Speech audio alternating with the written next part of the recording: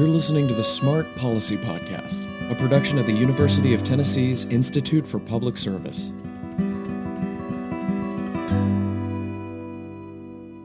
Earlier this summer, I had Nathan Payne, Director of the Collegiate Recovery Initiative at the Tennessee Department of Mental Health and Substance Abuse Services, or TDMHSAS, on the show. In that episode, we talked about how the culture of college campus is changing, not just in the students, but among the staff and administration as well, to one that is far more open and encouraging about recovery from drugs and alcohol. We also mentioned the Rocky Top Recovery Ambassadors, a program sponsored by TDMHSAS and piloted by the SMART Initiative. The ambassadors are a group of college students, undergrad and grad, that identify as being in recovery and/or having a mental health disorder. Building a community on campus of students wanting a safer, sober college experience, the ambassadors hosted weekly all-recovery meetings and mental health events, as well as sober-friendly social events like group yoga, concerts, bounce house obstacle courses, and more. They also partnered with TDMHSAS and the regional overdose prevention specialists to provide trainings on how to be a recovery ally, carry and administer naloxone, and more. It's a really amazing change, frankly. We have been used to the stereotype of college life involving severe binge drinking and drug use for decades now, and to see it start to shift to a much more healthy and safe direction so strongly and so quickly is very hopeful. My guests this month are two of these ambassadors, Grace Harden and Morgan Schmitz. I wish I could have had them all on, but there's only so much time to an episode. As such, I strongly encourage you to check out the @RockyTopRecovery Instagram so that you can see the reels the others have made, to get a deeper look into how the on-campus sober community is growing and thriving. And, for a quick note, later in the episode, I mentioned the College of Health, Education, and Wellness. This is actually the Center of Health, Education, and Wellness. That was a mistake on my part. Hi, my name is Morgan Schmitz. I am a transfer student at UT. I am also a Rocky Top Recovery Ambassador, and I myself am in recovery. Hi, my name is Grace Harden. I am also a student at University of Tennessee, Knoxville. I am going to be a junior this coming semester, and I am also a Rocky Top Recovery Ambassador, and I am an ambassador for mental health awareness and recovery. All right, so tell me a little bit about the program, about how it started. Grace, I understand you were there from the start. I was. Throughout high school, I had kind of started to become more aware of my own mental health and my journey, and got connected to some really cool resources while I went to school in Nashville. And I knew that I wanted to be a part of something similar in college, and my connections had connected me to the Rocky Top Recovery Ambassador program that was becoming an idea. Gotcha. Morgan, how'd you get involved? I heard of one of your events on campus. I play music in Knoxville in various capacities, and some of my friends were playing, and I was like, Rocky Top Recovery, what's this? Because I had just recently started my own recovery journey, and my school career was actually being affected by that. So seeing this seemed like something that would have helped me not only get back into school, but also help others going through what I was going through. And I've been at it for about a semester and a half. Love it. And thanks for being a part of this. There was a fist bump there, by the way. For making it happen. What was it like getting the awareness out? We had a lot of tabling events. We put up signs everywhere. We created a social media account. We reposted everything we could find. We talked to other student organizations, and honestly, just by having an account on Instagram, reaching out to the organizations that already exist on campus, and finding other students that also support the cause has been really integral to our development as a community. Your crowning achievement was a water slide, right? You had a... Oh, that was my favorite. That was my initial event idea. I had made a joke to my friends before the ambassador program had officially started. I said, hey, I'm going to get a bounce house on campus right in front of HSS. That's one of our educational buildings on campus. And you did exactly that. I did exactly that thing. So whenever I sent them the flyer online, I was like, hey, you guys have to come now. This was my idea, you have to come. And they did. You definitely got the word out. You definitely got people aware. It's hard to ignore an inflatable An slide. 80-foot inflatable obstacle course in front of your classroom building That definitely did the job. with a DJ, I will add. What are the recovery things like? I mean, how do you foster that community? What do you do? I think by spreading awareness within our own community and offering support and understanding and empathy to the people around us, we're really able to understand where each other come from. Maybe we don't know every step of someone's journey, and maybe we don't fully understand how it's connected to the person they are today. But we can look past that all together as a group and see that recovery is important to all of our lives. We're all on this journey. And having other people around you that can understand that, empathize, and like, I guess, support you along the way is just imperative to someone's recovery and continued recovery. I like what you said there, because a lot of times when you look at recovery, you see numbers. You see this many people, this many thousand of people are addicted to this. But when you see numbers, it's hard to picture that those numbers are college students. Those numbers are family members, sons, daughters, all that. So humanizing it is huge. But I think one thing we did this semester that was really helpful was allowing people to get involved in our program more, not as ambassadors, but like as kind of allies and just friends with the group. I mean, we let business students sit in on our meetings. We've also created the 2 group me's for the meetings that we started. We started recovery meetings on campus. I was going to ask. That hasn't happened before. We right? had like 50 frat guys at a sober event. Tell me when that's happened before on campus. So we've like really gotten into a whole sober network and some of us who are in recovery are also all giving each other resources on meetings in town. We try and schedule meetings together. Even if we can't go together, we're always communicating about things like that. And it's kind of nice to see the numbers, although small at the start, we're still a new program. It's nice to see these numbers actually build up. And also it's nice to see people show up on their own accord for no paycheck, no other reason than just to support each other, because it's easy to think altruism is dead. It's easy to think that people don't really care, and like that's how you end up in these rooms in the first place. So it's really hopeful. So you're connected with the recovery community outside of college. How would you say the program's doing by comparison? Speed of growth, things like that. I would say by speed of growth, it's amazing. It's so common to see somebody start a brand new meeting, and if they're not fully connected with other people, they will be sitting alone for weeks on end, months on end.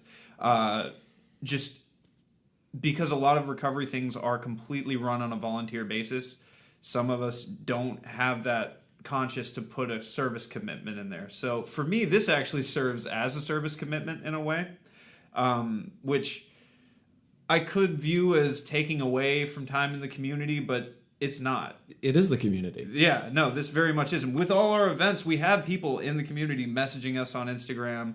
They recognize us. I've been recognized from the rooms in this program and always get asked, how do we get involved? And the more that we put into this program and the longer that we keep doing events, the more we're going to have community engagement opportunities. So that's something we're really looking at for the future. Awesome. So you're talking about getting buy-in from campus. It sounds like it was very enthusiastic. I know some of the results. You've done surveys at these tabling events and other events, just getting people's understanding of the issue, how much they care about it. Of course, everyone these days are talking about opioids, and that's undoubtedly a concern. A lot, especially considering that fentanyl is showing up in counterfeit pills, even counterfeit Adderall, which is of significant concern to the college population. But I understand that alcohol was the biggest concern, which I suppose shouldn't be terribly surprising. I was wondering if you could reflect on what people have told you is the big concern, what you're seeing in that regard in terms of the college student experience with recovery. I'd say at least for our university, like culture, community, kind of social scene, alcohol overdose and like overusage and binge drinking is very, very prevalent and very common to see every weekend. I'd like to just quickly point out, you said overdose and then binge drinking, but I think that's actually a really important way of framing it. Binge drinking is an overdose on alcohol in a way, isn't it? Yeah. It is. And I think it's become so normalized in many college communities, and I I don't know how UT compares to other colleges in terms of that, but I see it. Other students see it. Their friends like can't get home by themselves on the weekends. Like they run into doors, stuff like that. I don't know. You know, it can Right. be easy to laugh at, but People get ultimately, hurt. Yeah. this is like a pattern you're creating for yourself lifelong and long term. And it kind of starts in college. You know, it's normalized. You do it with your friends. You do it to have fun. But how long is it until it's a coping skill? Right. Until you don't know how to not have a fun weekend without alcohol. Right. And I think that's one really strong aspect that Rocky Top Recovery is starting to bring to campus is that you can have fun at sober events. Even though it's not the typical college party, it's not, you know, like partying, walking through the fort on a Saturday at 1 a.m., but it does offer an alternative, not only for people to learn how to have fun without alcohol, but for people that are in recovery to have support and allies around them and not having to avoid a party because there's alcohol there and not having to avoid having fun because all of their friends want to get drunk and have fun that night. You're targeting people who are just entering adulthood.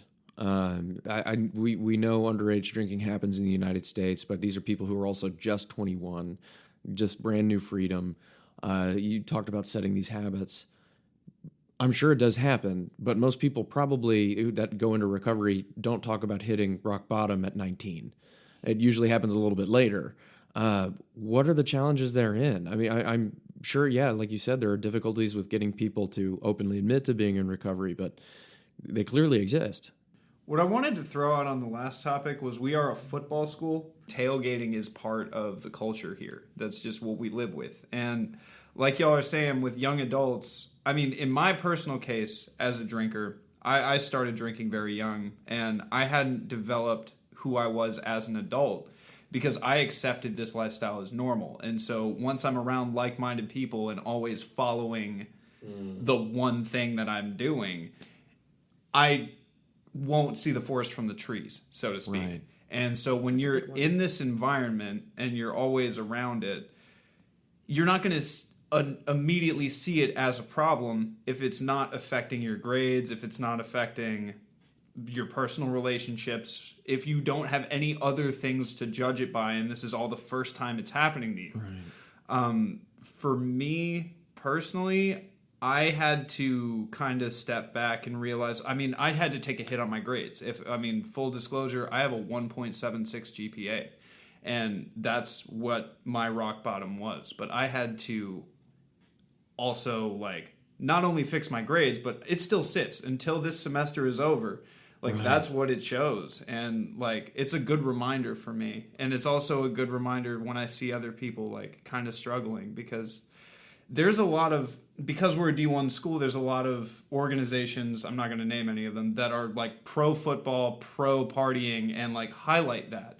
So if you're on social media, you'll see every week people in bushes. There's a big bush jumping competition going on about people getting drunk. If you drive down Cumberland Strip any given weekend, you're going to see people sleeping in the grass. You're going to see all kinds of things. And I think we're here to let you know that that's not normal. Yeah. I think we're here to let you know that doesn't have to be normal. And that's there are not people, a normal reaction to drinking. Right. Yeah, that you can still enjoy a football game without destroying yourself. Without blacking out. Blacking out is overdosing on alcohol. Not many people know that. Yeah. Blacking out, like losing your memory from drinking, that's not what alcohol is supposed to do to you. Right. That's not what social drinking is. And I feel like that's what's being normalized in many, many college areas, because I see, like, you know, I follow Barstool. There's so many videos of girls that are drunk getting pushed in bushes and guys. Yeah, we got to Doesn't really think sound about fun. That's the thing. It's like, just funny for the video. It's funny for the bit. And it's every there's the Sunday Scaries. Every single weekend, passed out on couches. Yeah. Like, you know, drools dripping down. Like, people do stuff to them when they're asleep. yeah. People pass out in the bathrooms. Like, College culture is very interesting. It's glorified. Because, I mean, imagine trying to be in recovery in this culture. I mean, God, yeah, imagine you want to talk about sports and hang out and watch a game with somebody, and just about everybody you're encountering, this is how they engage with it. That's got to be challenging. But you're talking about extending this out to the broader community as well. Just like, look, this is This is unhealthy. This is not a culture that's having a good time. I think that as a whole generation, it's been normalized like year after year. Like college is for partying, college is like for drinking, and like doing stuff that you're never gonna do again because you'll be an adult. But I think a lot of people look past the fact that this is the transition to adulthood, and if we're not learning like how to take care of ourselves now, how to do things in moderation, and how to really focus on our mental health and our grades and like what we're here to do, I guess. What do you want to be? Yeah, you're trying to figure out who you want to be. Right. I personally don't see a way to do that if you black out and forget who you are every weekend. Well, it's That's good. a wonderful way of putting it. It's good to show all the options of what you can be. Right. With alcohol comes a lot of DUIs, comes a lot of injuries, pushing yourself into bushes. There's accidental trespassing. I mean, our fans are the best. We're throwing trash on the field and all the things that we do. Yeah. There's a lot of crime that ends up getting associated with the behaviors that we exhibit when we're drunk, and that's, again, normal and glorified in a lot of communities on college campuses. It's really important to have options that even if somebody doesn't want to completely quit and be sober, but doesn't want to drink at this point or wants to go to an event and not want to drink, it's really good that we have that opportunity available for them, even if we're just giving them free food and stickers. I mean, right, yeah. So it's an whatever is your path to recovery type of approach. It's not so, it's only one, our way or the highway. We don't necessarily preach like moderation. We don't preach trying things like that, but we do preach harm reduction. We want people to feel comfortable in their own communities, and we want to give them the tools to do so, to know about the risks of what they might be putting themselves into, how to help other people that have put themselves into a bad situation and you're a bystander. It's really important that people know that these things are going to happen around you. Your journey's your journey. You got to focus on yourself, but also it's nice to be able to know how to help people. For sober people, it's hard to find allies, and I think that's a really good aspect that Rocky Top Recovery brings. I would say to your earlier question too, that is a fundamental difference between us and the other sober communities outside of collegiate recovery is we're not promising you sobriety. We're not trying to get you sober. We're trying to give you an option on campus in an environment where that's like what's happening. Where you can get sober. Well, yes, but we're not trying to change you as a person. And that's like the key difference. There's no you have to give up or say an oath or do anything. You can just come out, hang out with us for a little bit. We've got all kinds of awesome people involved in the program. It's not just Grace and myself. And we know all kinds of awesome people, and it's really nice to see how many organizations wanted to interact with us as well. And it's nice to see how many people that like maybe not have a space for us yet, but will in the future. So like there's a lot of like promising stuff down the road. Actually, speaking of that, I understand you're moving over to the College of Health Education and Wellness. So it sounds like there's some cementing going on in the program. The rumors are true. Okay, so it's good to know that this is continuing then. I'm very excited for us to begin partnering more with other organizations and centers on campus and be able to help advocate for them, help advocate for students, and also give them more outreach opportunities to work with students and have support groups like Rocky Top Recovery groups that we have. And it's not a 12-step program. We're not pushing you into anything. No prerequisites required. We are here to support you wherever you are in your journey.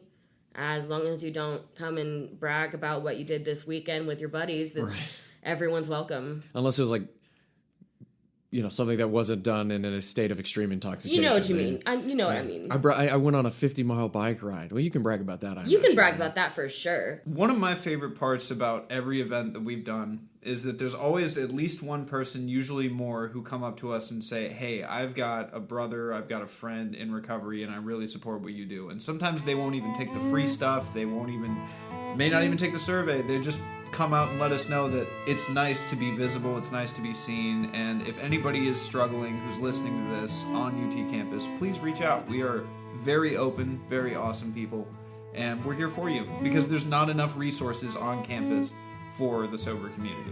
What's your Instagram handle? We are at Rocky Top Recovery on Instagram. We post several times a week. And yeah, we post some reels. We're going to have our end of the year final reel coming up pretty soon. And your Venmo is at... No. If someone needs to contact you, a DM is appropriate? Oh, absolutely. We also have an email, which is the same as our Instagram handle, but with an added at gmail.com. Okay, that's nice and easy. Yes, it is. Quite convenient. Glad it was available.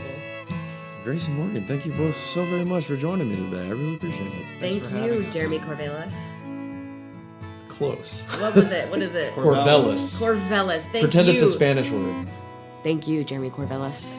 For more episodes on in-depth discussions on Tennessee policies related to substance use disorder by a range of local experts, please subscribe to us wherever you get podcasts and visit our website at smart.tennessee.edu.